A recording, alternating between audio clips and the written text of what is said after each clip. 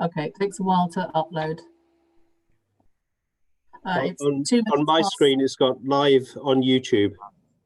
Okay, so I should let the attendees in because it's 2 minutes past 7. Is that okay, Mark?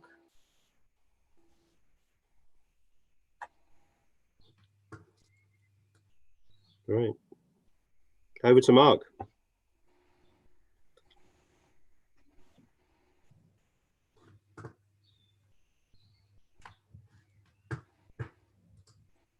Mark, you're on mute still. Evening, everybody. Thank you for joining us at our annual meeting. Please bear with us if there are any technical issues. The minutes will be posted on our website as usual. Please be aware that this meeting is being recorded and live streamed on YouTube. If you're not comfortable with any of this, then you will have to leave the meeting. So please be aware of that. All participants are automatically muted unless they are asked to speak. We have 24 attendees registered tonight. Please, can I ask attendees to pose questions through the question and answer board at the bottom of the screen? You're not on video, but can be seen in name by councillors and staff. Attendees' names will become visible on the questions board for the record if their question is answered. Paul will be our clerk as normal. Laura will take the minutes and manage the slides. Rachel and Sarah will manage the questions board and the participant settings. Okay, hope everyone's aware of how this is going to work. We can now start the meeting. And the first agenda item is my last item as Mayor of Frome this year. And that's to elect my successor. First of all, I'd like to say thank you to everybody who's made my year so enjoyable, although it's ended in a rather strange way. I'd like to thank my fellow councillors. We started the year with 13 councillors who've never been councillors before, certainly not for Frome. And I'm just amazed how everyone's developed and matured, and it's been a great pleasure to work with you all, and we'll see you all on new committees in the new year. I'd like to thank the staff. We're very blessed in Frome, the staff that we have. They all punch above their weight. And I especially have to thank Laura and previously Chloe for keeping an eye on me and making sure I don't get into too much trouble. So thank you, Laura. And especially I'd like to thank the people of Frome. I mean, they've made me so welcome everywhere I've been to. I went to over 120 something events, and I was made welcome everywhere. A lot of them I knew, a lot of them were new, and it's been great. And they're so welcoming, and this is typical Frome spirit, the way they volunteered in droves and are helping each other out in this crisis that we're currently suffering. And we'll come through it, and I'm sure we'll all have greater communities because of it. Okay, that's enough from me. It is my duty and pleasure to propose for our new mayor, and I propose Anita Collier. Can I have somebody to second that, please? Sheila? Who seconded it, Mark? Sheila Gore seconded that. Can I have a show of hands from Frome Town councillors if we want Anita to be our mayor?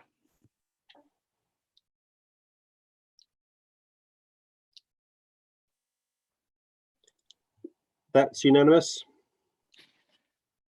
Thank you. That's my work for tonight done over. Congratulations, Anita. This is yours, and I think we're going to hand it over to you tomorrow in some disinfectant place. So well done. I hope you enjoyed as much as I've done. And if you need any support, you know where to turn to. Thank you. Good luck. Thank you so much, Mark. That's really good of you to say that. Thank you. I'd like to thank all my councillor colleagues. Thank you all for the support you've shown for me being mayor tonight. That really means a lot. So I'm very grateful for that. And I would like to take time to say thank you to you, Mark. You've been a great mentor. You've taught me an awful lot this year. And you've done such a fantastic job throughout the last 12 months. I think you've left me with some very big shoes to fill. So I'm not sure that's going to be an easy task, but I am absolutely thrilled and very excited to have been voted Frome's next mayor. And all I can do is promise that I will do my very best. If it's half of what you've done, then I'll be very happy. So thank you, everybody. And now let's move on. So the first item on the agenda after that will be apologies for absence. Do we have any apologies for absence, Paul? And Anita, you need to propose the deputy mayor. Oh, I beg your pardon. So I do. Yes, where would I be without the deputy, having been myself for the last 12 months? Yes, can I, it would be my pleasure to actually vote in Andy Wintmore as my deputy. I would love to do that. So can I will propose Andy. Can I have a seconder for that, please? Okay, Nick? And can I ask all councillors to show their support for Andy, please? Lovely. That's unanimous. unanimous. Absolutely. Thank you. Welcome, Andy. Look forward to working with you. Thank you, guys. Thank you, Anita. Thanks, Mark. Thanks, everyone. It's an honour. Thank you. So apologies for absence. Paul, do we have any apologies? We have no apologies. We've got a full house. Okay. And are there any declarations of councillors' interests on the agenda this evening? Rich? Just to say that I am a trustee of Friends of the River Frome, non-pecuniary interest. Of course, which is on the agenda tonight. So thank you for that, Rich. And we need to approve the minutes from the last meeting on the 22nd of April this year. So are there any amendments anyone would like to make or any comments they have about those minutes? Okay, in which case, could I have someone to propose that we accept those minutes, please? John? And seconded? Anne? Thank you. And can you all vote in favour, please? Okay. Good. Yeah, That's, unanimous as far as I can see. I think, Andy Palmer, did you vote? I missed you at the bottom there. Thank you. That was unanimous. Okay, the next item on the agenda is a presentation from the Friends of the River Frome, and I believe Simon Kay is going to do that for us. So is Simon with us? I'm just joining Simon as a panelist now. Thank you.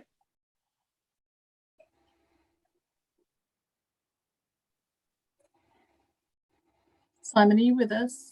Yes, sorry, I lost you during the switchover. I'm back now. Yes, yeah. Okay, welcome, Simon. Over to you. Thank you very much. I think I can share my screen, can't I? Let's just try this.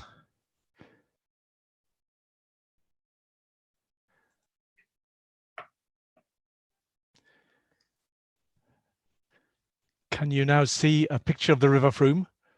Indeed, we can. Excellent. Right. This is a slightly high wire act with the technology, so I hope we get it right. Friends of River Frome, a small local charity, about 100 members, a committee. We're very blessed to have a lot of expertise in that. We have a hydrologist, we have a civil engineer, we have a landscape designer, we have an ecologist, we have a surveyor. So we have some very talented people who have helped put together this strategy. The previous strategy in 2012 was approved by Frome Council and incorporated into the neighbourhood plan and led to a number of significant improvements to the river. So we very much hope in presenting this to you this evening that you will also feel able to adopt this plan and incorporate it into your own planning. The plan you'll see tonight is a final version. We published an earlier version in March. Some of you may have seen that. Had a 6-week period of consultation, had about 20 people reply. Thank you very much to those, including some councillors. And thank you very much for your input there. And we feel we've got something we can all put our hands up in support of now. The key thing to say, I'd like to say, is that we think the river is absolutely central to Frome's identity, and it's something we should be very proud of and treat as very precious.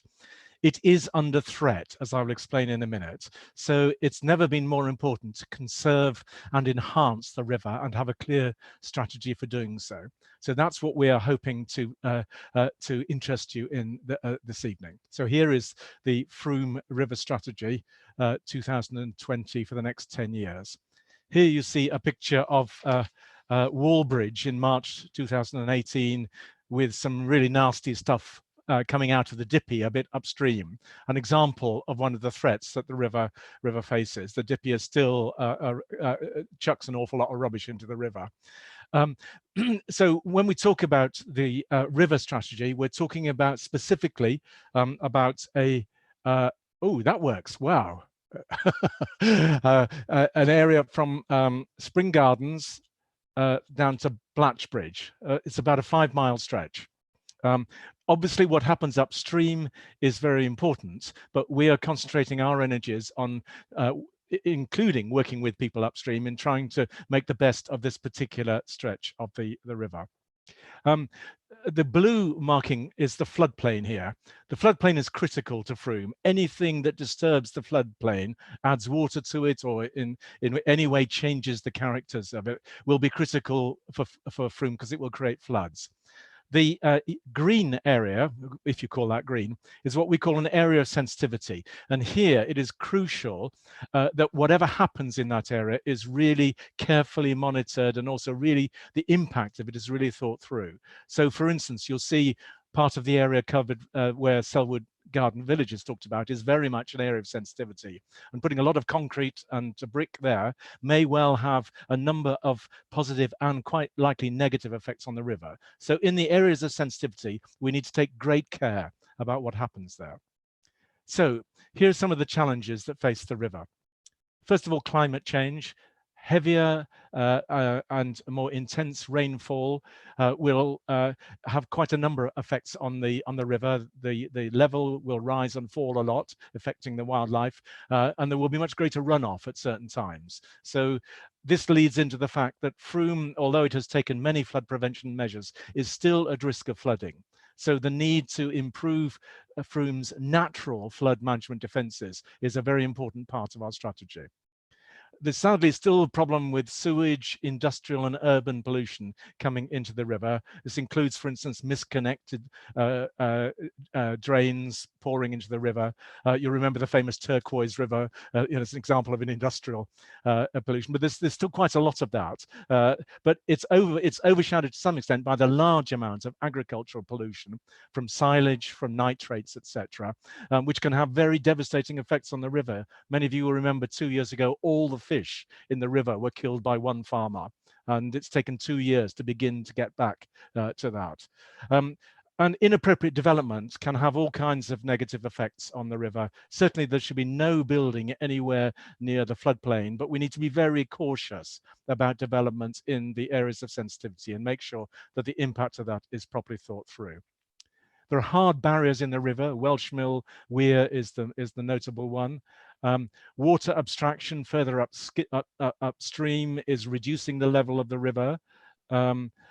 Poor bankside management, a lot of trees, overgrown trees, creating dark patches in the river, which are affecting wildlife. There are non-native species such as North American crayfish, Himalayan balsam, even Japanese knotweed. The last one is a very serious issue, and that is present on some of the riverbanks around Frome. And then finally, recreational activities, although highly desirable, can have some negative effects, particularly bikes, excessive walking on the riverbank, dogs, etc. So the picture here is that whilst none of these threats in themselves is critical, having 10 challenges like this simultaneously means the river we should be worried about the river. We need to do something about it. So here is our vision of what we would like to see for the river in the next 10 years. As Frome grows, its river should be conserved as a clean, healthy, nature-rich, free-flowing river system, which provides a natural habitat for a diversity of life and an accessible green corridor which connects people to nature. It's quite long-winded, this, but we think it is a very powerful statement. And my feeling is that if people don't share this vision, then we need to ask why. So how are we going to implement this vision? Well, first of all, we've established 5 strategic aims. First of all, to maintain and improve the ecological quality of the river and its green corridor and tributaries. Very important. It's not just the river, it's the corridor, the landscape around it, and the tributaries that flow into it, such as Rodden Stream. Secondly, to promote landscape improvements which enhance the urban river environment. Thirdly, to prevent and remediate adverse human impacts on the river and the catchment. Fourthly, to promote public enjoyment and the health benefits of the river by enabling environmentally sensitive access. And the key thing there is more access, but more environmentally sensitive. And finally, to nurture knowledge and interest in the river and monitor its condition. So in a nutshell, ecological quality, landscape improvements, remediating adverse human impacts, environmentally sensitive access, and nurture interest. So how are we going to do this? Well, under each of our 5 aims, we've identified a number of projects which we think can be carried out over the next 10 years, not by us, but in partnership with many, many other people and organizations. There are 24 projects in total in the strategy. I'm just going to illustrate some of them now to give you an idea. First is a number of infrastructure projects, big, ambitious things that will change the river for the better. The first is replacing Welsh Mill Weir, which is a barrier to wildlife and has a number of negative effects on river flow and sediment and so forth. Big project, but there are much better ways of building those things now than what was put there 30 years ago. Secondly, to remodel the market riverside, the area outside the library. Just let me digress here slightly.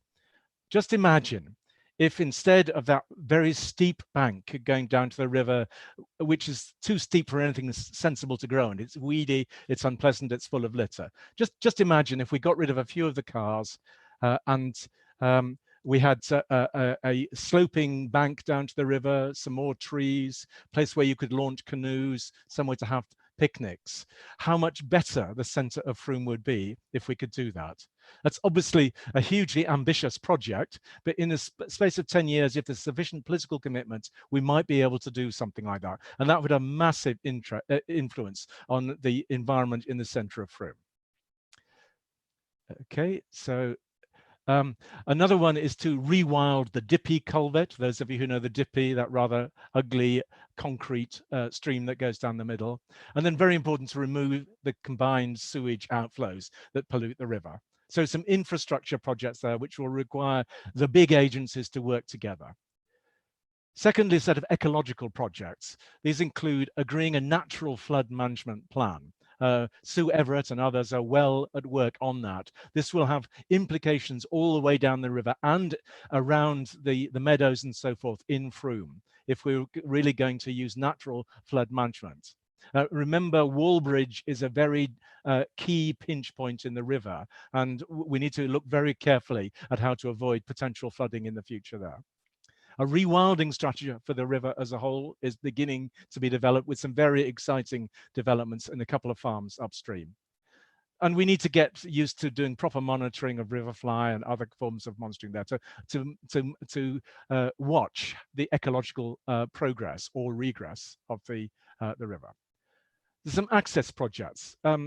We'd like to complete the river trail. I'll just digress again here. From Spring Gardens to Blatchbridge by foot is about 6 miles, a wonderful, wonderful 2.5 hour walk. The green lines here show what you can do already. The red line here is the topical right-of-way around Wallbridge Adderwell. And by the way, the latest information on that is the lawyers think it is already a right-of-way, just not actually described or registered as one. So it may be easier to make that a right-of-way than we thought. A path perhaps over from Edmund Park, joining up with that, and then maybe trying to do something around Feltham Meadows here, so people can get the existing informal paths could be legitimized with the landowners improvement. So we could create a wonderful 6-mile river trail through the centre of Frome. We're close to being able to do that. I haven't got much longer to go, so we also think it's interesting. We can do something interesting around Saxon Vale River's Reach and looking at how to connect that better to Rodden Meadow. And with the Saxon Vale development coming up, there's a possibility we could do something there. And then finally, there's a lot we can do in terms of signage, information boards. Did you know that along our stretch of the river, there were once 32 mills? So there's a very interesting industrial heritage history of the river, which we could tell people about. And then Another category is volunteer projects. Frome River Watch, people who watch what's going on the river, record it, report it to the Environment Agency if it's a problem, or alert members of Friends of River Frome to go and remove shopping trolleys, that sort of thing. We'd like to engage schools with the river, both for heritage and the natural history of it. And we're already pretty good at river cleaning, and we're going to keep that going and involve lots of other people in that. And why not have an annual river festival as well while we're at it? So those are our ideas for some of the projects. There are 24 in total, so do look at the strategy if you want to know more detail. Oops, sorry, I've skipped. Here we go. So here's some river cleaning in action. What are the next steps for this? Well, firstly, we present this to you this evening, and we'd also like to present it to Mendip District Council at some point for endorsement and hopefully incorporation into your own plans. Clearly, things like replacing Welsh Mill Weir is not something Friends of River Frome could begin to do on its own. It would require a lot of agencies to work together. But actually, if Frome Town Council decided that was worth doing and took a lead on it, it could be done, in my opinion. Secondly, we're going to set up our own task forces to pursue work under each of those aims. So expect us to keep banging away about these 5 aims for the next 10 years. I'm sorry in advance, but it is important. Thirdly, we obviously need to develop partnerships with things like the Bristol and Avon Rivers Trust, the River Frome Catchment Partnership, various others like that. We're already quite well connected, and we'll be looking at trying to construct more partnerships to achieve some of these things. And then finally, obviously, we'd like to have a few more members, £15 online, hope to get a good spike in donations after this evening, and lots of things volunteers could do. So just to conclude, oops. Oh, you may not be able to hear me now. Can you still hear me? Yes, we can. Yes, okay. Yep, we can. Right. Well, this is Welsh Mill Weir. This is a very ambitious program for a small voluntary organization. And our first step is really to try and create a multi-agency consensus that these things are worth doing and they're the right things to do. We think the river is very precious to us now and will be even more precious in the future. So we think we all have a responsibility to conserve and enhance the river Frome. So we hope that by presenting you with this strategy, this will give a clear sense of direction and also generate commitment to try and value our river properly. That's it. Thank you very much.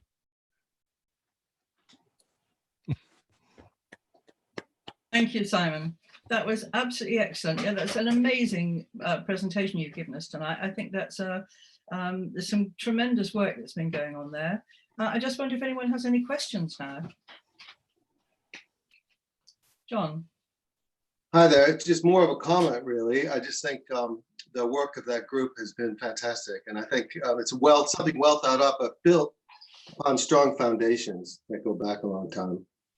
And in terms of Frome Town Council, we've recently adopted this environmental resilience framework, and this fits perfectly within that as one of the pillars in terms of both reducing energy consumption in town, but also protecting forests and, rewilding and all that kind of stuff. So I fully endorse this plan. I think it's brilliant.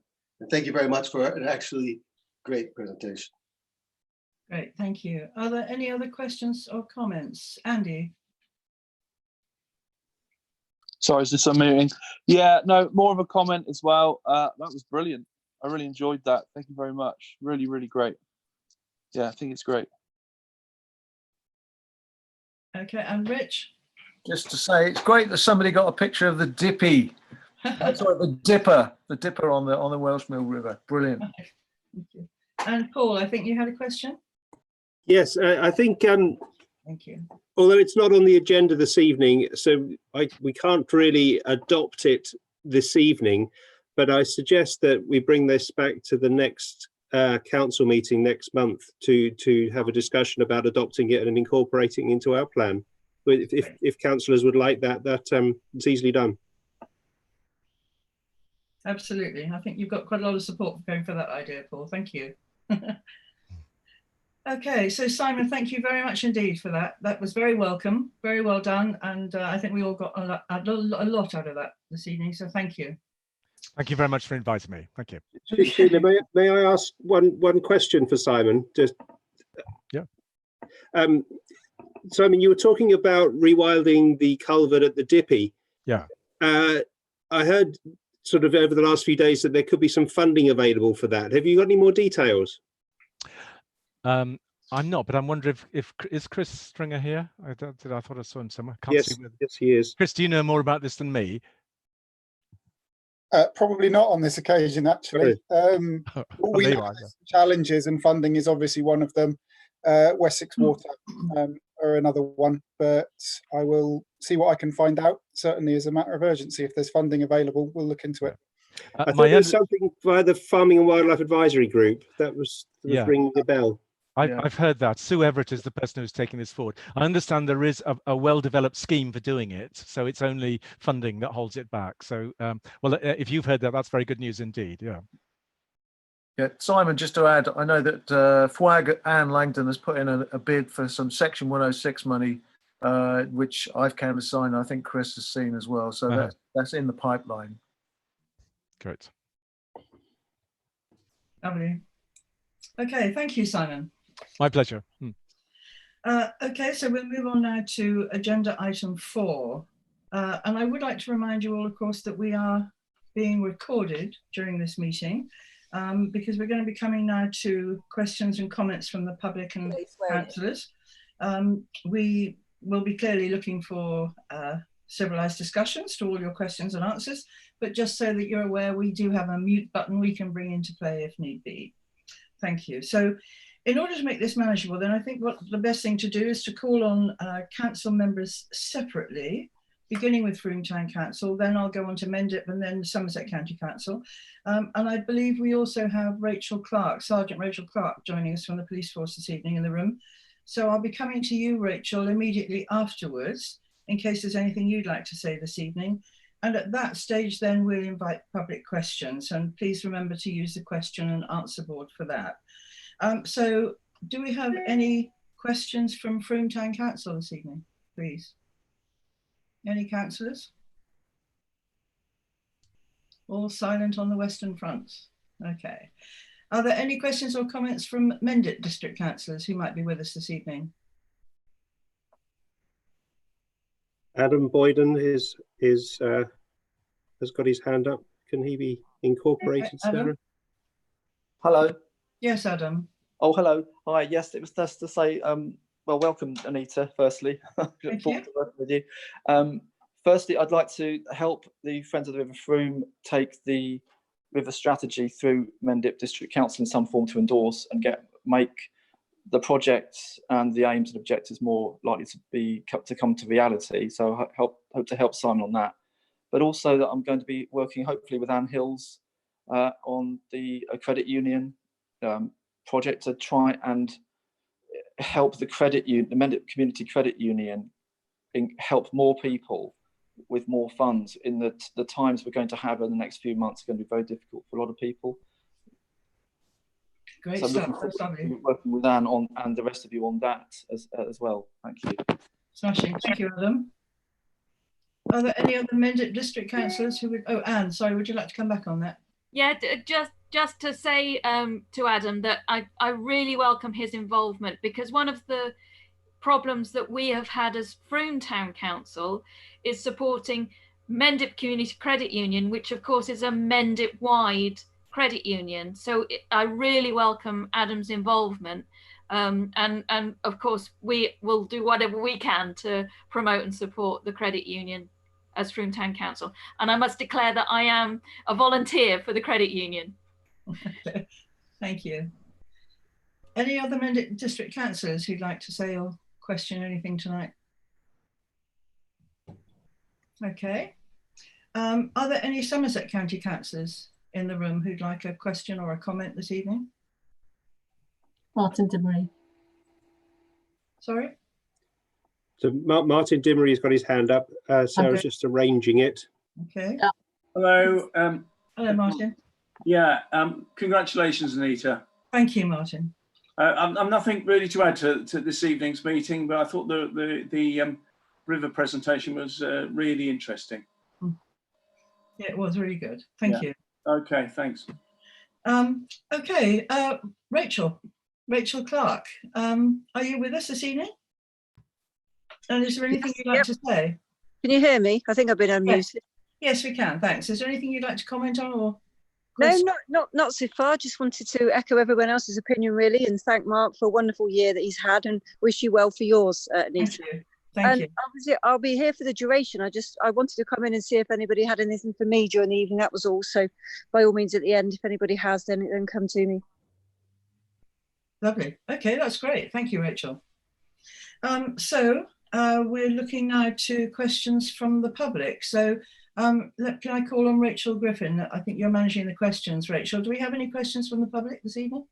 No, we don't have any questions yet. Okay.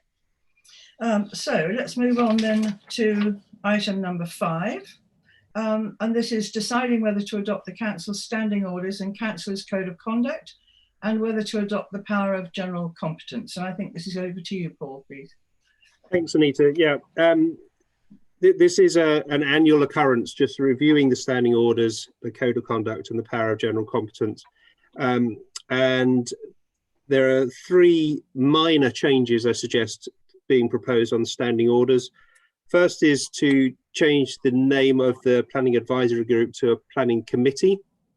The thinking behind that is, as we heard from Simon earlier, the rate of development we expect in Frome in the next few years is going to increase quite markedly, and the Planning Committee is a better forum in its name to be prepared for that.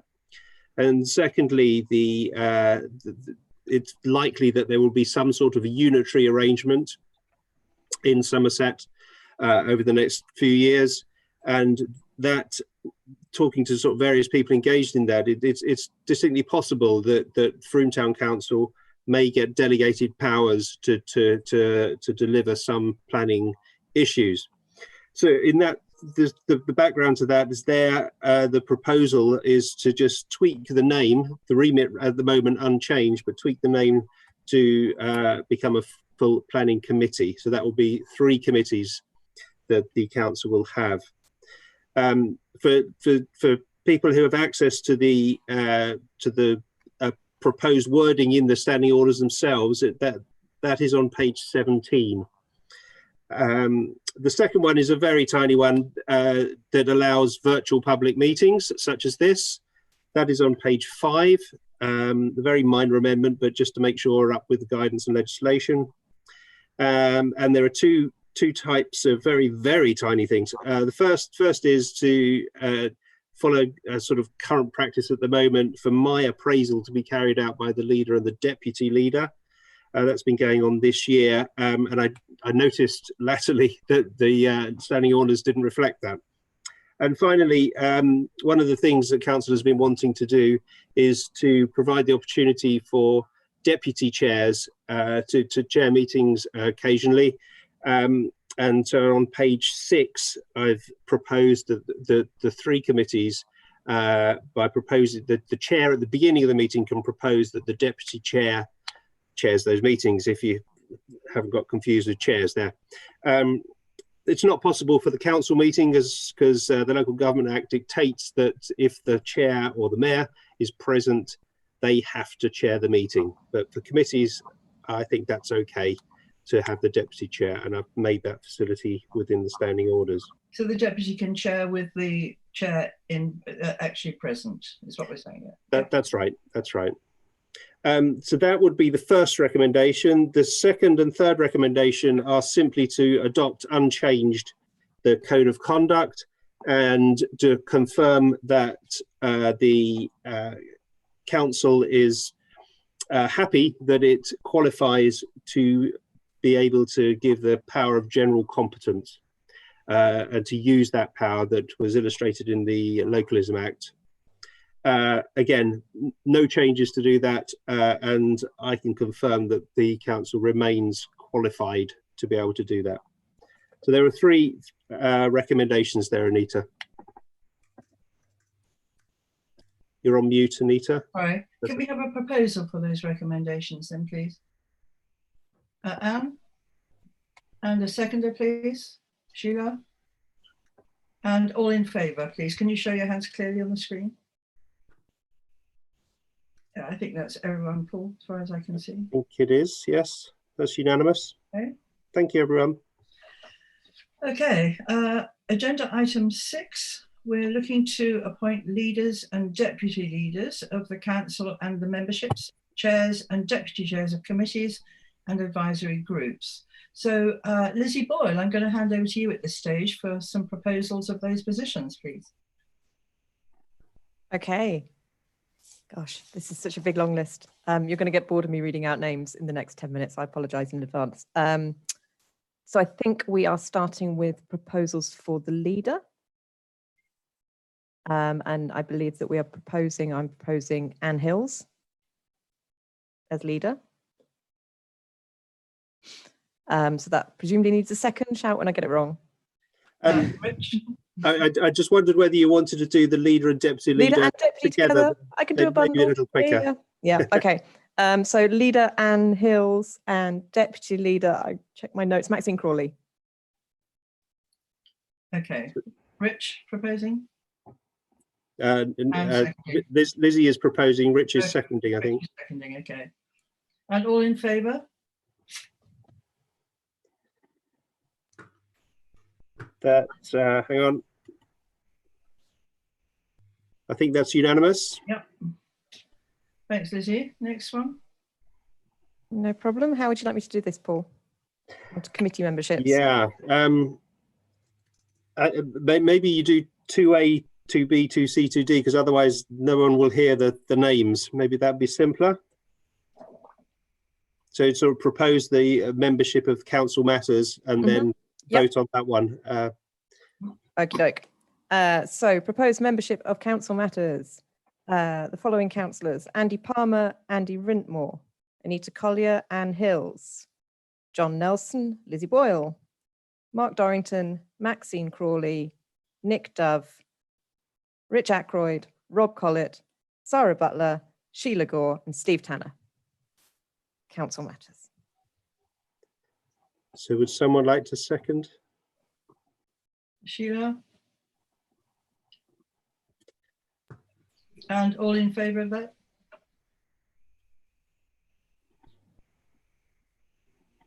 I think that's unanimous. John Nelson, you vote? Yep, got you. Thank you. That's unanimous. Okay, so town matters. Ali Barkley, Andy Palmer, Andy Rintmore, Anita Collier, Anne Hills, John Nelson, Mark Dorrington, Maxine Crawley, Nick Dove, Paul Horton, Rich Ackroyd, Rob Collett, Sarah Butler, Scott Ward, Steve Tanner. Okay, can we have a seconder for that, please? Ali? And all in favour?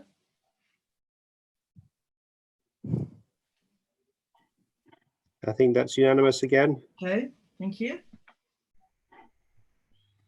Planning committee. It's a shorter list. Andy Palmer, Anita Collier, Anne Hills, John Nelson, Lizzie Boyle, Mark Dorrington, Paul Horton, Rich Ackroyd, Sheila Gore, Steve Tanner. Okay, and a seconder for that list, please. Mark.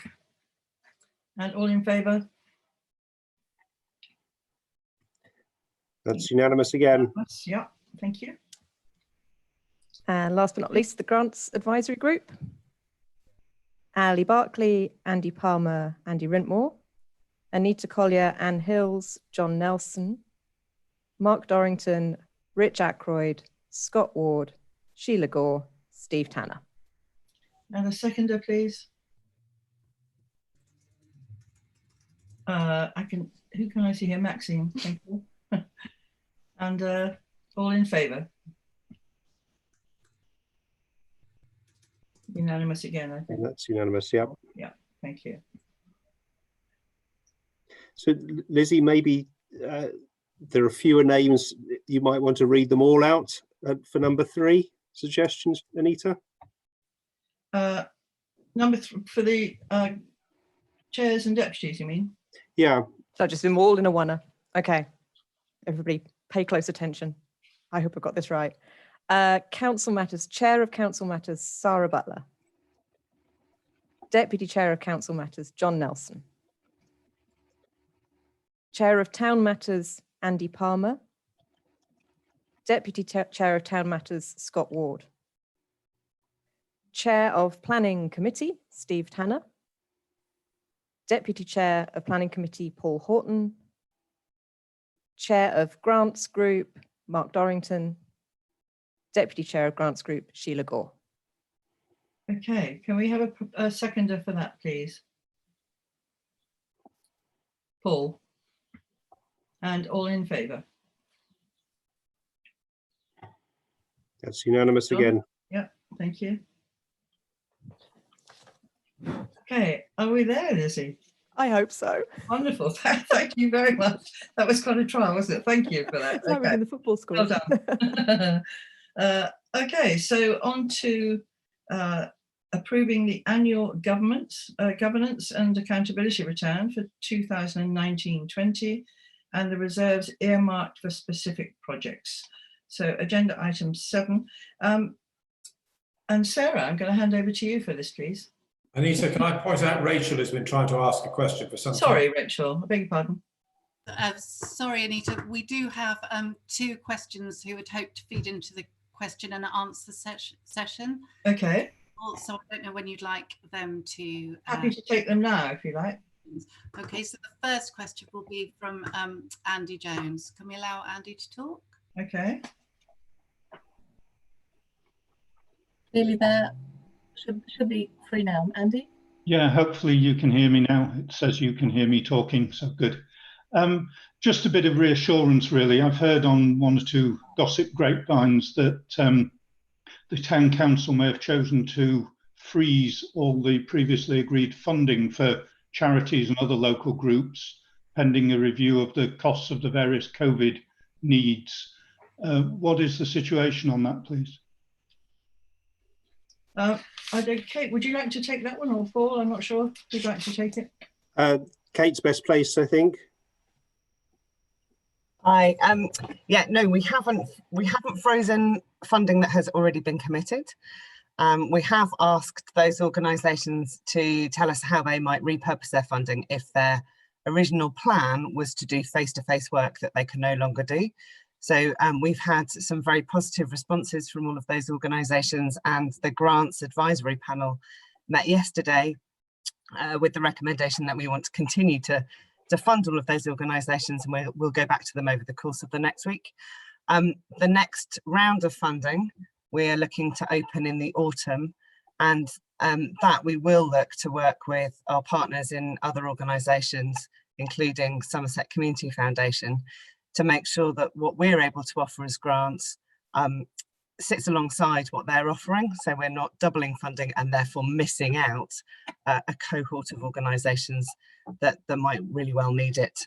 So our new grant rounds for this financial year are currently suspended until we are ready to open them, but the grant funding that we have already committed, we are still committed to funding. Does that, I hope that answers your question, Andy. It does, thanks, Kate. That's great news. Thank you, Andy. So the second question, Rachel. We have another question from Lenka Grimes. Okay. Who is should be there now. Hello, can you hear me? Hi, Lenka. Yes. Sorry, I thought we was just going to read the question out. It was just to ask regarding the recent Save River Frome Pathway campaign that was going on. It's been, it's been just happening basically with some destruction, and I just wondered how town council, if what you were doing or how you were supporting that campaign. Thanks. And what could the public do to support it as well, please? Okay, Jane or Steve, I'm not sure which of you would like to take that.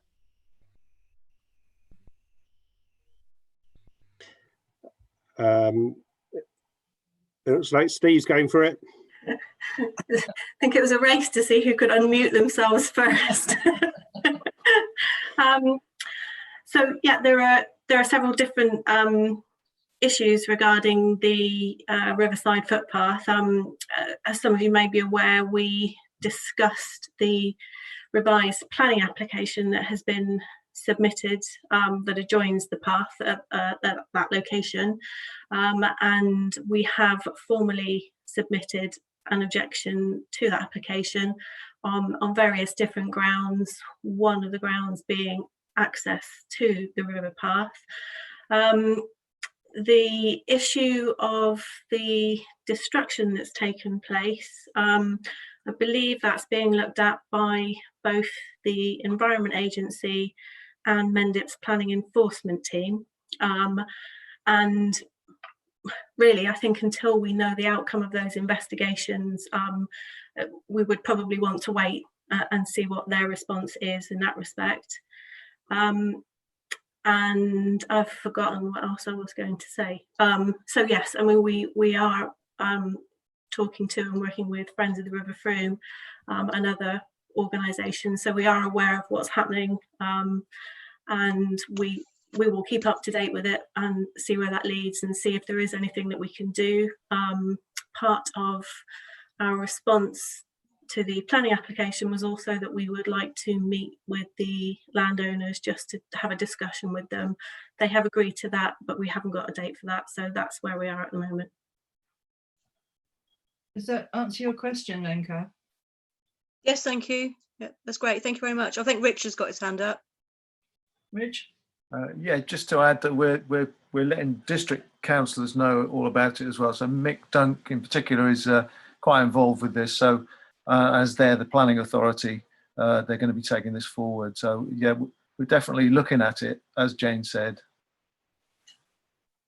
Thank you. Okay, Lenka. Good. Okay, so Sarah, apologies for that little disruption. Perhaps we can get back to agenda item 7 now, which is approving the annual governance and accountability. Oh, sorry, approving the annual governance and accountability return. So over to you, if you would. Thanks. I'm Sarah, the business manager and also the responsible finance officer. So every May meeting, we report to council on the year-end finances and the annual governance and accountability return. That's the AGAR, which requires external auditing. We also review the council's financial regulations annually at this meeting. This year, due to the coronavirus pandemic, we've also undertaken a current year budget review early. I'm sorry, there were 3 reports with appendices to read, so I'll be brief here. The financial year ended on 31st of March with under and over expenditure to budget, resulting in a small surplus. This is detailed in the variances Appendix 5, circulated along with the payments over 500 report in Appendix 4. Additional under expenditure occurred where work was delayed into 2021, and it's proposed to put 89,000 of this under expenditure into earmarked reserves for the specific projects. The EMR's Appendix 6 provides details of these proposals. There was also unbudgeted income of 34,000 from town hall events, a donation from Friends of Keyford and the Mount, and MDC's contribution to the first year running costs of the Boyle Cross. Given the above, we propose to start the year with a general reserve of 238,000. This is 58,000 over the critical minimum of 180, but we suggest it's appropriate to keep this sum available just now, primarily due to the current pandemic emergency.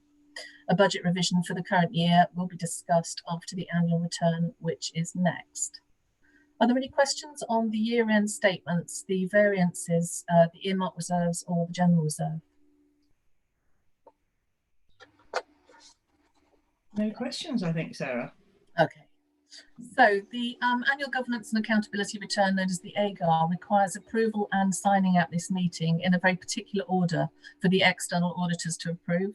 So forgive the formality. Once the signatures have been made by the chair and the clerk, I will collect the papers from them tomorrow, whilst also asking them to sign one single document again. Both of these copies will be submitted to the external auditor to cover all requirements possible. Appendix 7 is the report from the internal auditor, who inspects 4 times a year usually, and who has confirmed they are satisfied with what they found over the year. Frome Town Council adheres to the requirements set out in the Governance and Accountability for Smaller Authorities of England, ensuring that compliance with proper practices is maintained. Here is where I would like to make special recommendation to our Assistant Finance Officer, Hannah Panicia, for her excellent bookkeeping and associated work throughout the year. Hannah's work is the primary reason for the internal auditor's happiness, and it also makes my job a great deal easier. Thank you very much, Hannah. Well done, Hannah. Now for the formalities and precise order of signing. Appendix 8 is the annual government's statement, AGAR section 1. Paul, do I need to read all 9 of those sentences? I suggest councillors have had them in advance, so hopefully not. But if anyone would like Sarah to, then put your hand up, I suggest. So on the government statement, there are 9 points where we tick the boxes by, and once you approve that, it means councillors have confirmed that the council has complied with all those 9 statements. Thank you, Sarah. So can we have a proposer to accept that, please? Anne and Rich to second. And all in favour? Everybody happy?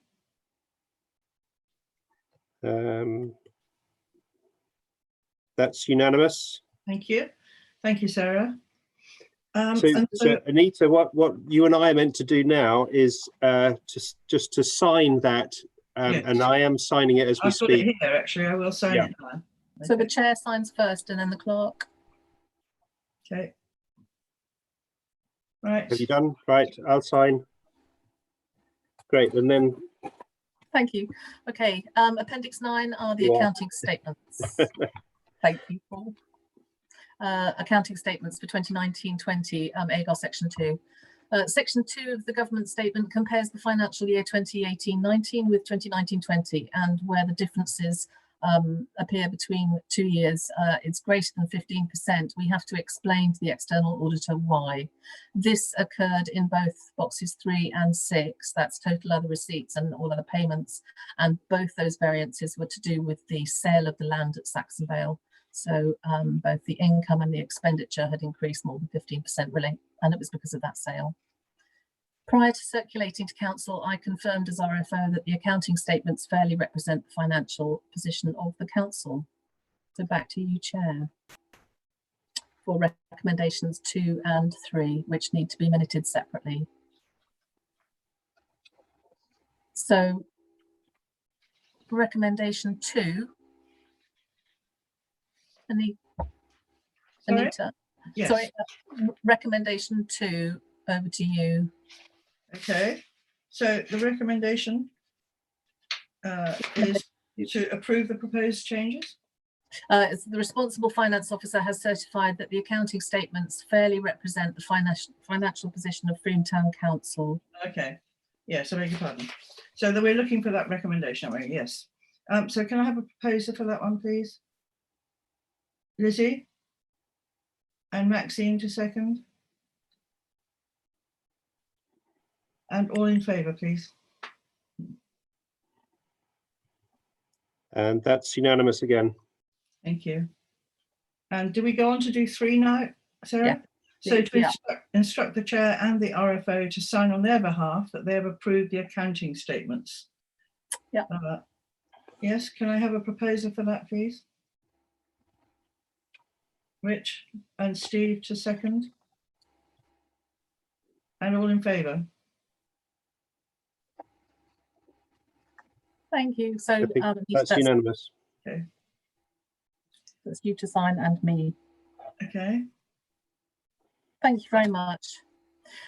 The last 2 recommendations are to approve the revised earmarked reserves as proposed and note the general reserve at the start of the financial year. So a proposer for those, please. Anne and John to second, and all in favour, please. Okay, thank you, Sarah. Unanimous again. Good. Okay, so agenda item 8. Yes, which is you still. Agenda item 8 is deciding whether to adopt the council's financial regulations. Yeah, so we have circulated proposals prior to the meeting, and there are 3 items we're suggesting amendments relating to the increase in the amount that the RFO, in consultation with the town clerk, can authorise in unbudgeted expenditure between council meetings. reviewing the EMRs at the January and the May meetings each year at the same time as the budget setting and as at the year-end reporting, and increasing the limits in backs payments to enable both salaries and contractor payments to be made in the same week, as well as moving monies to deposit accounts. Okay, thank you. So we're looking for recommendation to approve those proposed changes. And to propose, Maxine to second, and all in favour, please. That's good. Just check. Yep, that's unanimous. Okay, thank you. On to agenda item 9, which is the revised financial forecast. And sorry, Sarah, you're not off the hook yet. This is great, it's fast. So details of the initial review for the 2021 year have been circulated in Appendix 11. You'll note that we estimate our greatest losses currently will arise from town hall rental income due to its closure, and potentially Mendip tourism grants, but we're not sure about that yet. We also have increased expenditure expected across community work, including neighbourhood networks, youth work and Frome community drivers. We also expect to spend a sum in PPE for staff and volunteers, alongside the costs of other alterations to the working environment at the town hall potentially. In total, we currently estimate there will be 117,000 in additional funding requirement for 2021, and we have written to Mendip District Council detailing the same. There are no recommendations at this stage, but are there any questions?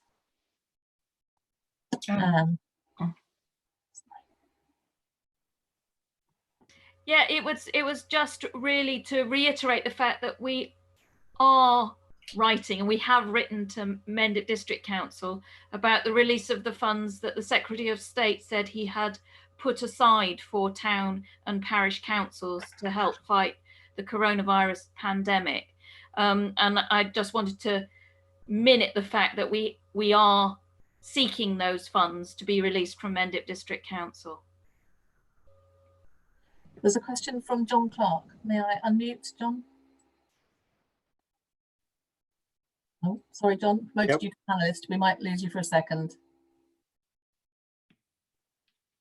Rejoining as the panelist. John, are you with us?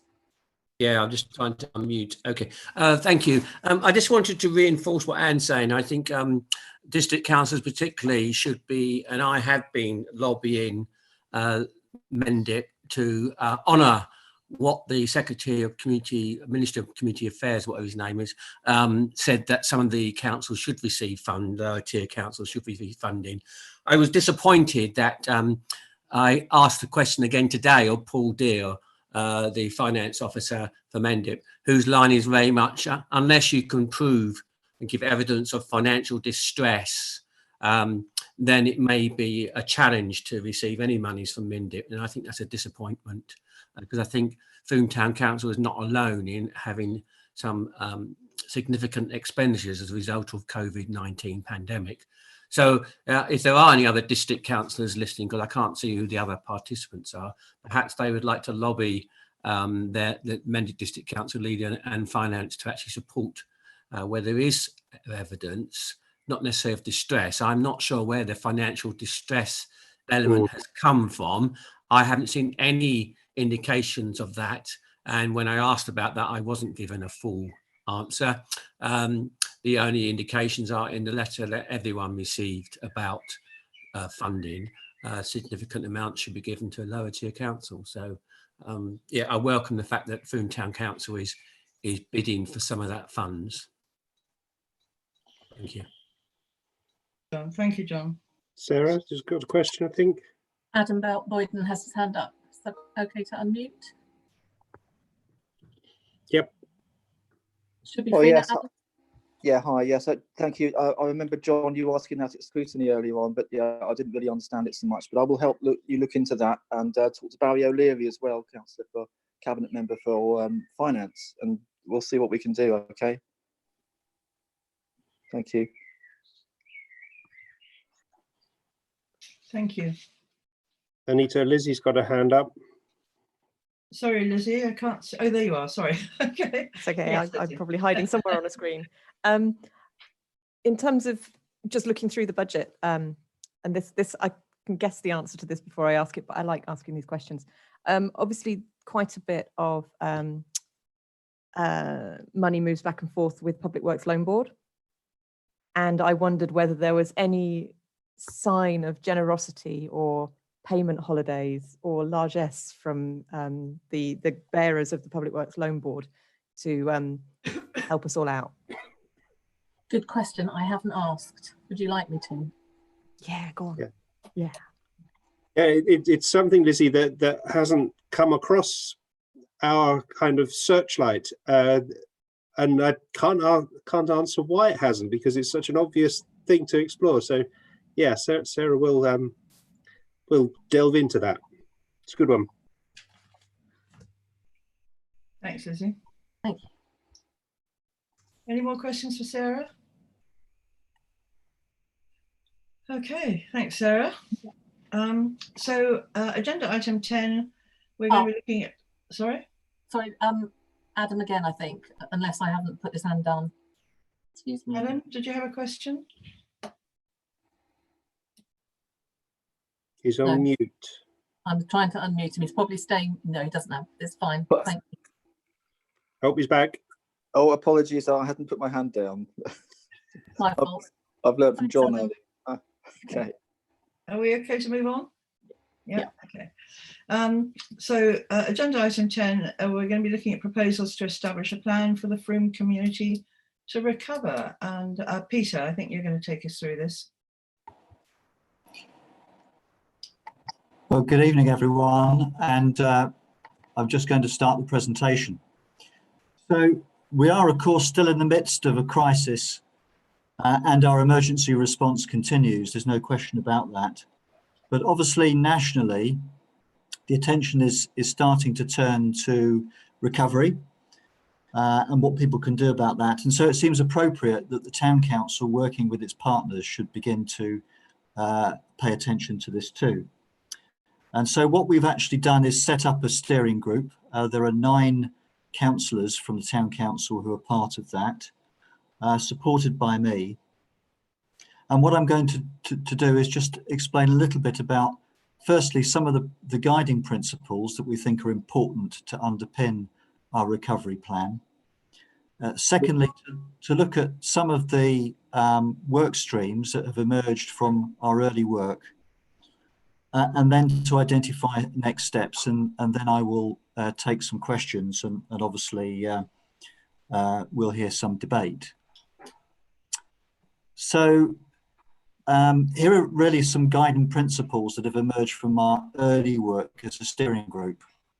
And it's interesting that the feeling is that this isn't about bouncing back. It's actually about leaping forward and trying to develop a better Frome for everyone. We feel that it's important that we focus on a much greater resilience of the community to deal with shocks from the outside world. And obviously COVID-19 is the one that we're currently having to deal with, but in the future there may be other shocks that we have to deal with, and so being prepared for that is really important. There are some really positive things that have emerged from the current crisis. I would include in those more volunteering. We now have some stronger neighbourhood networks at the street level, and those are positive things.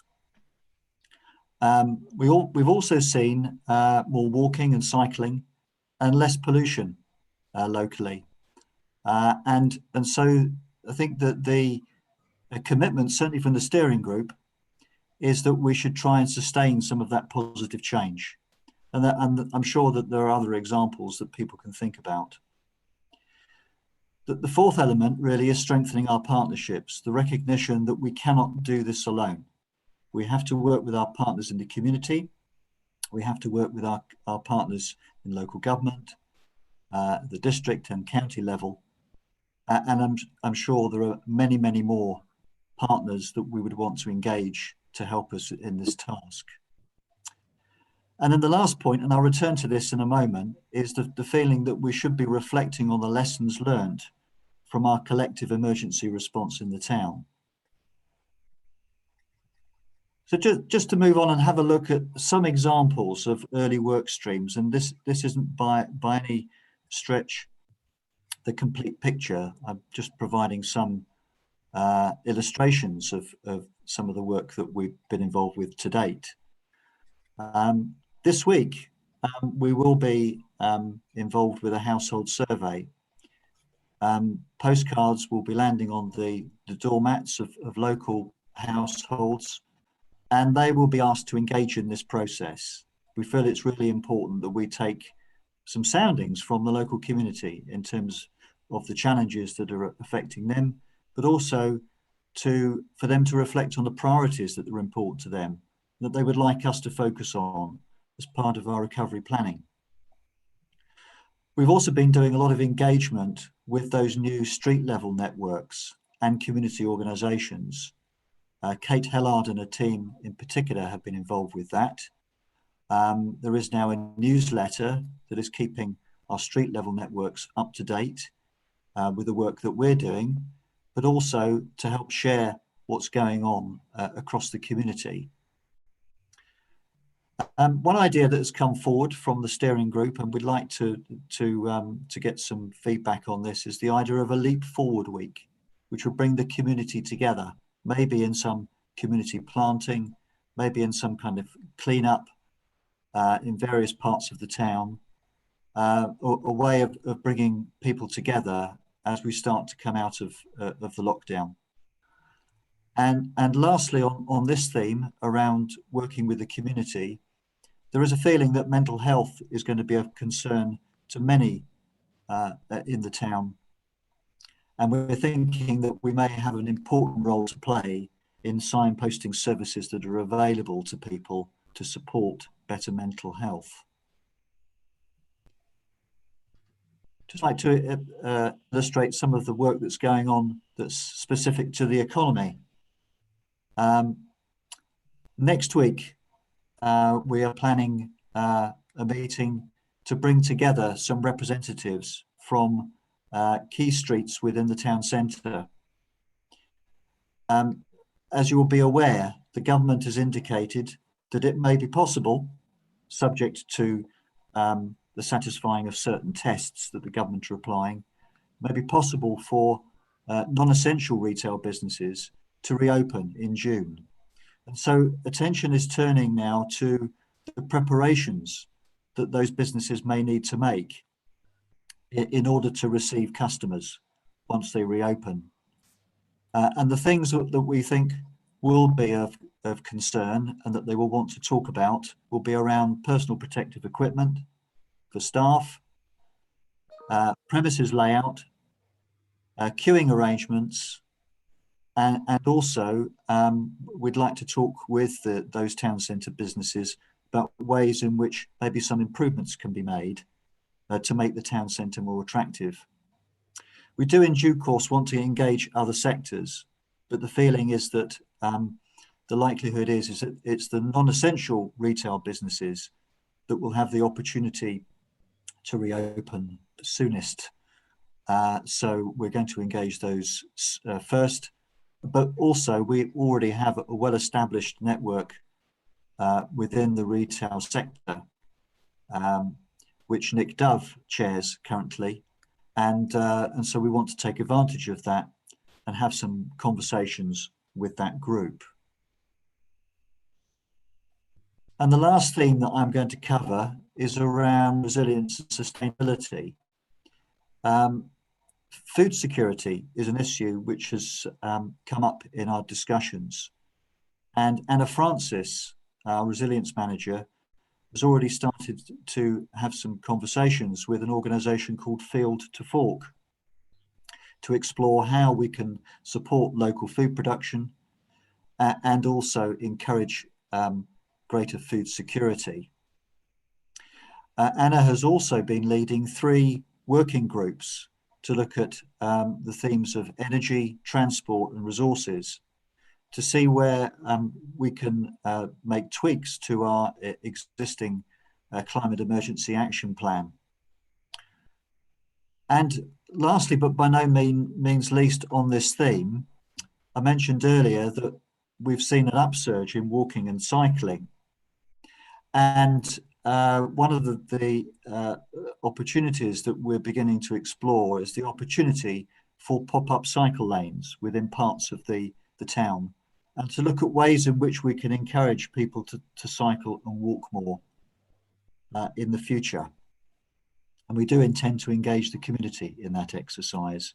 We've actually procured, or in the process of procuring, an interactive map that we hope that the community will contribute to and identify routes that they think are important in terms of walking and cycling in the town.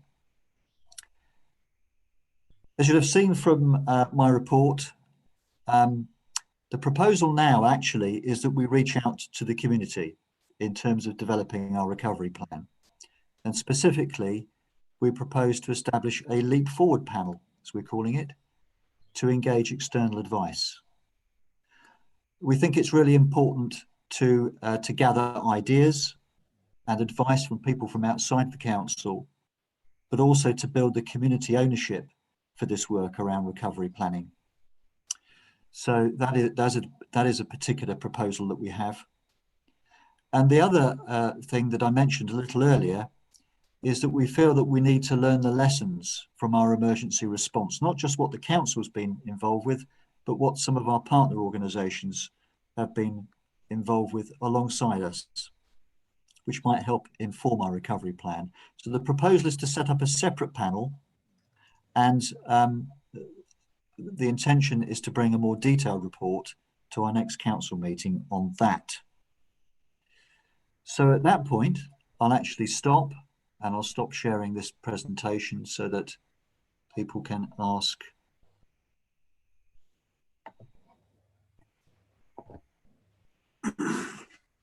questions and debate.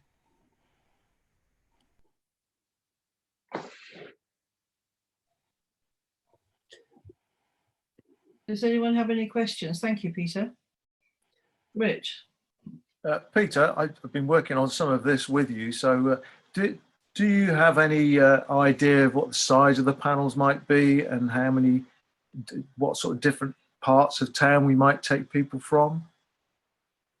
I think this is something for us to discuss in more detail. I think that in order that this is a manageable exercise, we're thinking of a relatively small group, but nonetheless diverse in terms of various community interests. So this is something I think that we need to focus on a little more closely.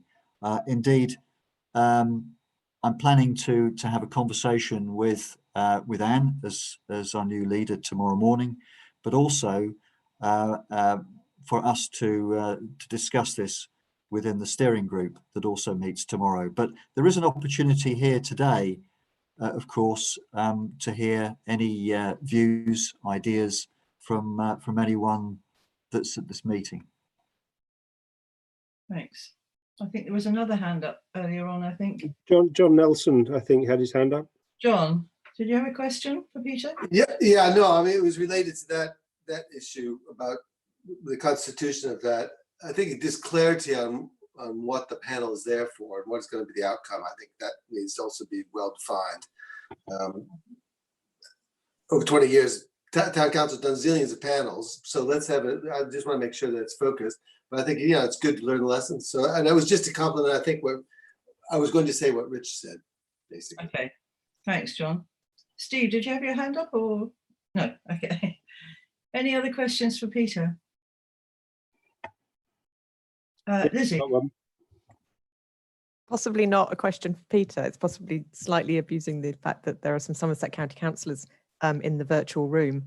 Obviously, a lot of the things that we would like to do around cycling and walking involve adjustments to roads, and we don't have the power to do that. We would love to do it in a nice, legal, compliant way, of course, and particularly if there's going to be potential for schools to be returning. We could have quite a lot of people travelling to school buildings. A lot of our schools are on major roads, particularly in the kind of college side of town, major roads in and out of Frome.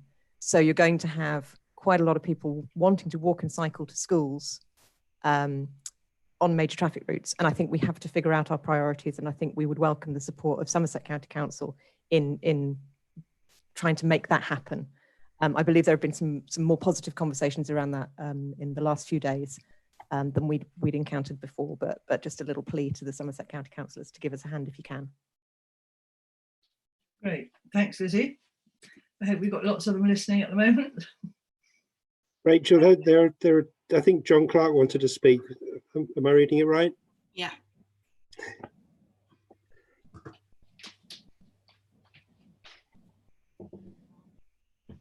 Hey, John, are you there?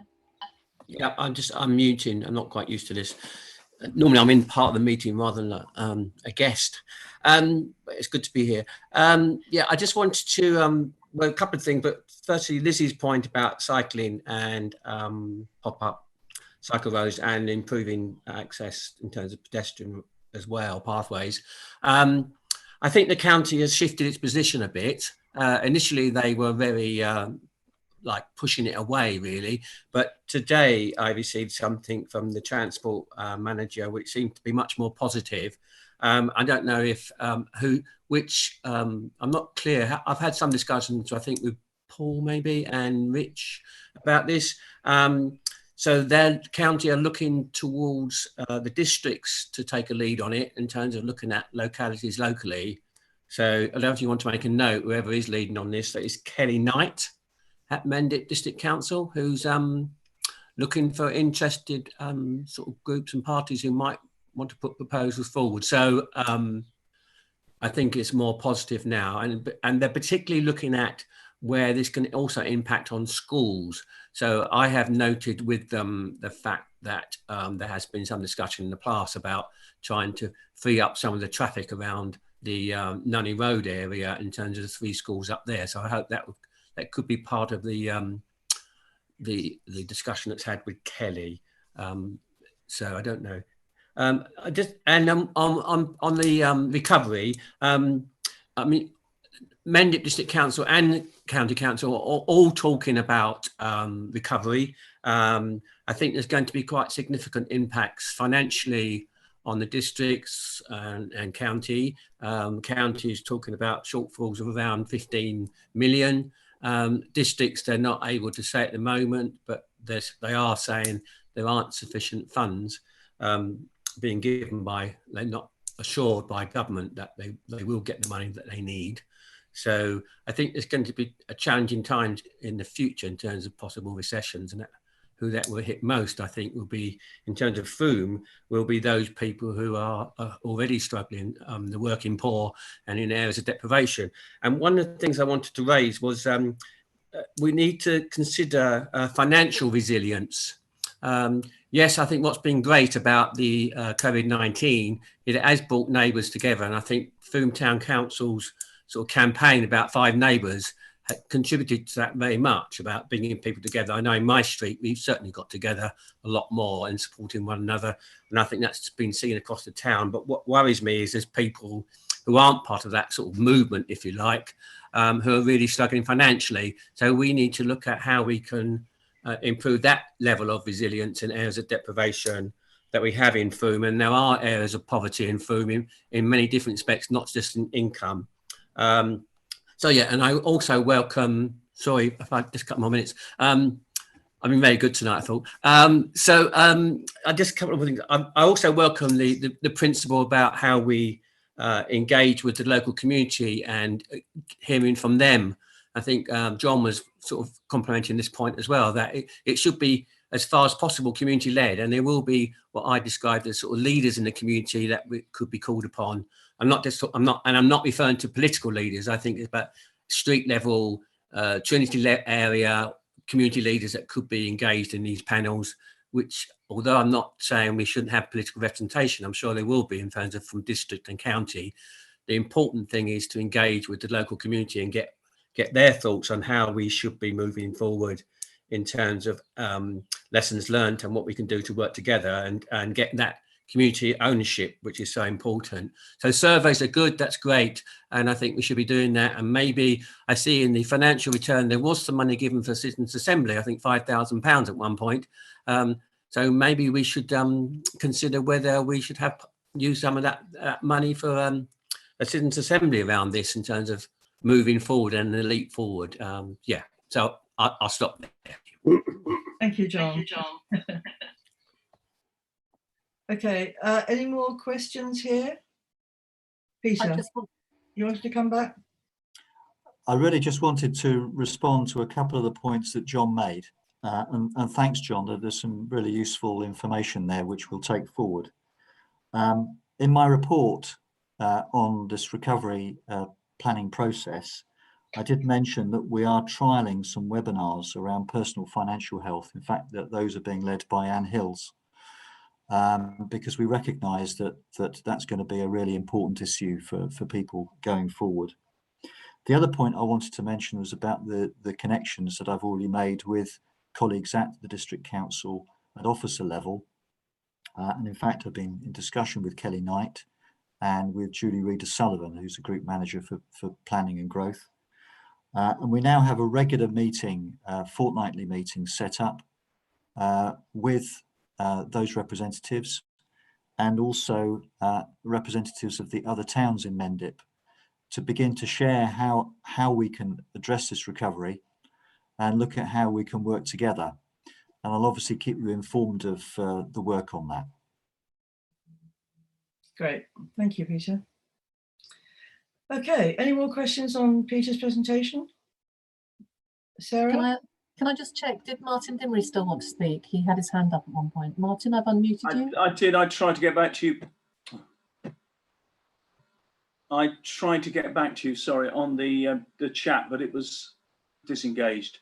I was just gonna say there'd been some movements on cycling. It looks a lot more promising, but John really covered that. Thank you. Good, thanks. Yeah, it does look good. Thank you both. Okay, thank you very much for that, Peter. Andy had his hand up a second ago, don't he? Andy Palmer. Okay, Andy, are you there? Thanks, Anita. Yeah, it was just a quick question for Peter, whether or not in his conversations with Julie Reader-Sullivan or Jenny Pitcher or any staff in relevant staff at Mendip, as to the status of the extra grant funding that was made available by central government for businesses that fell through the gaps with small business rate relief grants and things like that. That was mentioned. My understanding is that the Mendip District Council only received the government guidance on that last week, but their hope was that this week there would be more information on their website about how businesses could go about making an application. One of the things that we're committed to doing is ensuring that through our business updates that we do on a regular basis, that we keep the business community apprised of those opportunities. And obviously I'll update you as soon as I can. Okay. Any more questions?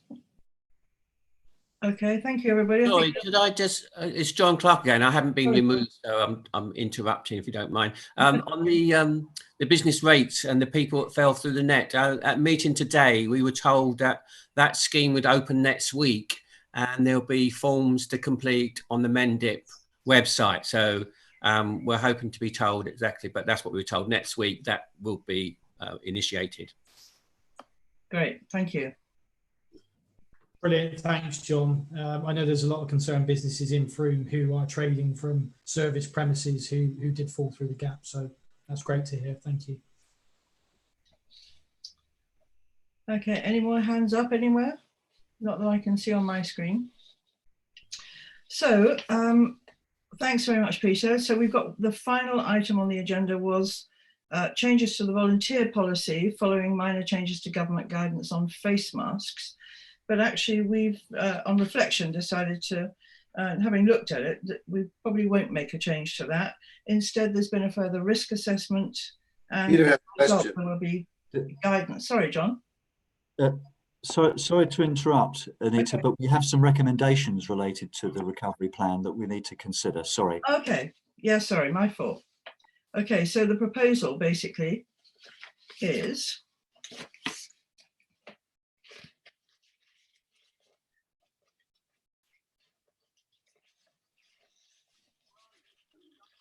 on the proposal to establish the plan for the Frome community. So to agree the principles set out above that will guide the work on the recovery for Frome, to endorse the early work identified above, to approve the establishment of a leap forward panel to be supported by the Deputy Town Clerk that brings together a lead town council and represents from the outside the council that can advise the council on its recovery plan. I can't quite read the right of this because I've got photographs over it, so forgive me if I'm missing a word or two. And authority to be delegated to the Deputy Town Clerk in consultation with whatever is under the photograph of John Nelson to agree the membership. To delegate authority to the Deputy Town Clerk in consultation with councillors on the steering group to develop a costed recovery plan based on advice from the Leap Forward panel and to make recommendations to the council and update to be provided as soon as possible. And at point 5, to delegate authority to the Town Clerk to commission a panel to consider the emergency response to date and a detailed report on the membership remit and the timetable, the timetable it will work to is to be presented at the next meeting of this council. Councillors, I think. Is it council? Yes. Okay. So can I have somebody to propose that recommendation, please? And sorry, I can't see the full screen. So, okay. Maxine. And a seconder, Andy. Thank you. And all in favour, please. Okay. That's unanimous. Anita, which Andy was it that seconded? Andy Palmer. Right, thank you. That's Thank you. unanimous. Okay. So final item then was, I will just quickly go over that again. We were talking about having changes to the volunteer policy following minor changes to government guidance on face masks. But on reflection, we've looked at the current policy and it's been decided not to make a change, but to do further risk assessments which have been done. And as a result, this will be issued as a guidance that's being offered, but no specific change to the policy itself. So we don't really need to cover that any further, I don't think. Is that right, Chris? Not sure if Chris is still with us. Yeah, he's nodding. Yeah. Okay, thank you. Yes. Great. Okay, thanks very much. So really that covers all the agenda items. I was just very conscious that Rachel Clark said at the beginning that she was staying with us throughout the duration in case anyone had any questions for her. So before we finalise, I just wondered if anyone has any questions for Rachel. Rich. Yeah, hi Rachel. Is there any news on our arsonist friends or whatever? Any progress on that? Can you hear me? Yes. Yeah, thank you. In terms of an arrest, prosecution, no. But in terms of proactivity, we have been doing lots. I've met a couple of times with Nick and Kate and the Trinity Community Group, so they're all in the loop. But our proactive, or should I say, covert patrols are continuing in the area. We have. It's been agreed that a camera will be placed in the location as well. That's yet to happen, but it has been agreed. It's been obviously assessed and reviewed, and it's all agreed. But there's a few technical things that we're just waiting on. So that's happening. As I said, our patrols are continuing. The reward is still stands. I think we've given out about 250 reward leaflets in the area yesterday. We had to wait. There's a slight delay for Crime Stoppers getting them to us, but nothing positive has come in terms of an arrest. But it's positive that we've had no further arson since the reward went out. So the last one was on the 24th of April. Great, thanks, Rachel. Any other questions for Rachel? I can't see everybody on this screen, so I'm not sure if anybody else has their hand up. Does Richard want to come back with anything on that? Is that sufficient? No, thanks, Rachel. That's really nice. Thank you for the update. There's kind of more in-depth workings going on between, but Nick and Kate can update you on that, should you wish. Sure. Okay. Thank you. Okay. Okay. So are there any further questions this evening on anything? Yeah, can I just ask Rachel, can we have a discussion soon about some stuff relating to drugs and crime around drugs? I had a discussion with Anita yesterday. She suggested having a chat with you. I think that would be cool. Yeah, absolutely. Yeah, there are a number of areas in Frome that are on our radar at the moment and that we're proactively dealing with alongside the arson. So yeah, more than happy to do that offline, no problem. Lovely. Thanks very much. Cheers. Good. Anita, I think Maxine wanted to say something. Maxine? Yes, it wasn't about this, it's just a comment. May I make a comment, a general comment? Yeah, sure. Okay, I just wanted to thank Rich very much for being the most fantastic leader. He was leader with 13 brand new councillors and only 4 remaining ones, and he has just been an absolute star. He's worked his socks off, and I think that he's just led us and showed us the way, you know, as a new council. And I just want to thank him and applaud him very much for everything that he's done. And I know Anne will be an absolutely wonderful successor. Thank you. You're on your own now, but watch your hair. Don't lose it. Well said, Maxine. Thank you. Okay, so thank you very much for your participation, Rachel. So if there aren't any more questions from everyone, I think that would seem to conclude the meeting tonight. So thank you to everyone for taking part, for all your questions and for all your interest. And I hope you all stay safe and healthy until we meet next time. Thank you very much and good night, everyone. Thank you. Bye. Thank you.